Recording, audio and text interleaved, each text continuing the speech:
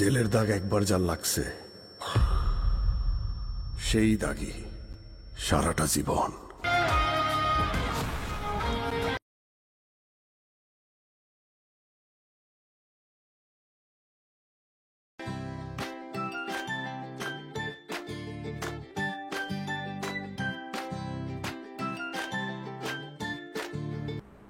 আসসালামু আলাইকুম, সবাইকে স্বাগত জানাচ্ছি পাভেলস ব্লগ অলিক মিতে। দর্শক, আমি পাভেল আছি আপনাদের সাথেই। নতুন আরও একটা সিনেমার রিয়াকশন পর্ব নিয়ে আপনাদের সামনে আবার হাজির হয়ে গেলাম। এবারে পবিত্র ঈদ উল ফিতরে মুক্তি পাচ্ছে দাগি সিনেমাটি, এবং সেইটি সিনেমার টিজারটি মুক্তি পেয়েছে তাদের চরকির ইউটিউব চ্যানেলে। এটি নির্মাণ করেছেন শিহাব শাহীন এবং অভিনেতা আফরান নিশোর বহুল প্রতীক্ষিত দ্বিতীয় সিনেমা এটি। অবশ্যই এটি বড় পর্দার সিনেমা। তো যাই হোক, আমরা এই সিনেমাটি টিজারটি যেহেতু মুক্তি পেয়েছে, অলরেডি এটা অনেকেই দেখে ফেলেছেন, তো আমার আসলে এভাবে দেখা হয়ে ওঠেনি। তো ভাবলাম যে আপনাদের সাথে নিয়ে আমরা দেখি।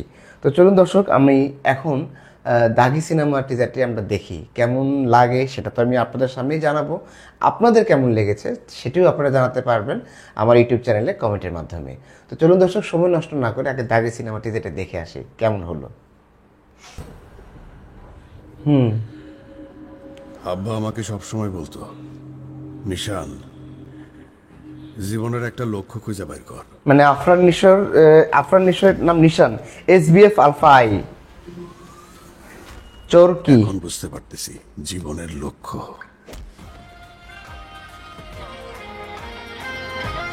জেলের scene, the boss returns to the big screen. জেলের দাগ জেলের মধ্যেই, হ্যাঁ, সেই দাগই, মানে জেলের দাগ একবার যা লাগছে সেই দাগই, মানে তার নামের যে একটা বিষয় সেটা।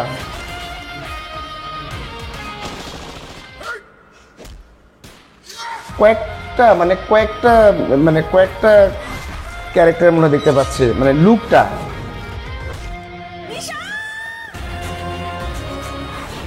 দাগি,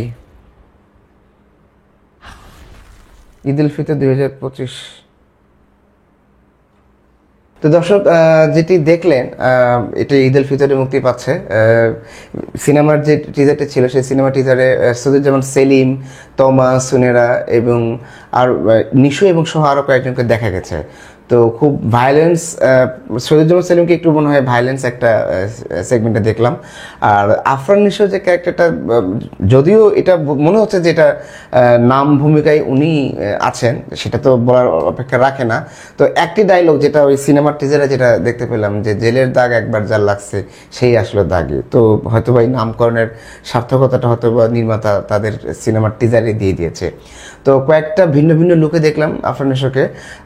একটি কথা বলে রাখি, সিনেমার টিজারে কিন্তু গল্পের কিন্তু খুব বেশি কোনো আভাস পাওয়া গেল না। তবে এটা হতে পারে অভিমানের গল্প, প্রতিশোধের গল্প, প্রেমের গল্প হতে পারে, সমাজের গল্প হতে পারে, বা কিংবা সমাজের বাস্তব নির্মমতার গল্প হতে পারে।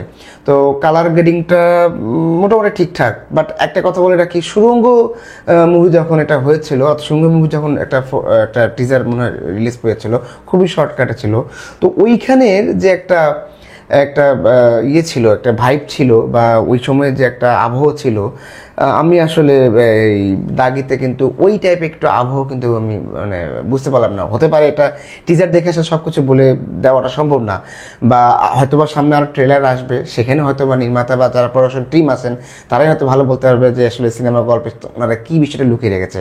তো আমি আগেই বললাম যে সিনেমা কাহিনীটা হয়তো খুব বেশি ফোরকাস্ট করা সম্ভব না বা অনুমান করা সম্ভব না, যে কোনো বিষয় হতে পারে। তো আমি ট্রেলারটা হয়তো বা যখন আসবে তখন হয়তো একটু বোঝা যাবে। তবে আমার কাছে তমা, সোনেরা বা আফরান নিশো, বিশেষ করে সৈয়দুজ্জামান সেলিমের যে ভায়োলেন্সের একটা দৃশ্য দেখতে পেলাম, তো সেখানে মনে হলো যে আসলে হয়তো এটা প্রতিশোধের গল্প হতে পারে। তো যাই হোক, ভালো লেগেছে।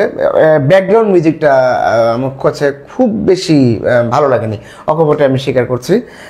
যেটা সুড়ঙ্গতে কিন্তু একটা অন্যরকম একটা মানে একটা মোহ তৈরি করেছিল, যে সুড়ঙ্গতে যখন আগে ছিল সুড়ঙ্গ টিজারে, যখন একটা সুড়ঙ্গের মধ্যে দিয়ে যখন নিশো যখন বসে যখন হাসছিল, বা একটা আলাদা একটা ধরনের একটা আবহাওয়া, একটা মিউজিক বা ব্যাকগ্রাউন্ড মিউজিক বা ব্যাকগ্রাউন্ড মিউজিক স্কোরিংটা কিন্তু ভালো লেগেছে।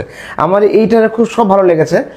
সিনেমার টিজার দেখে ভালো মন্দ বিচার করা কোনো কিছু না, বাট টিজারটা কেমন লাগলো সেটাই আমি আপনাকে বললাম বা আপনাদেরকে জানালাম।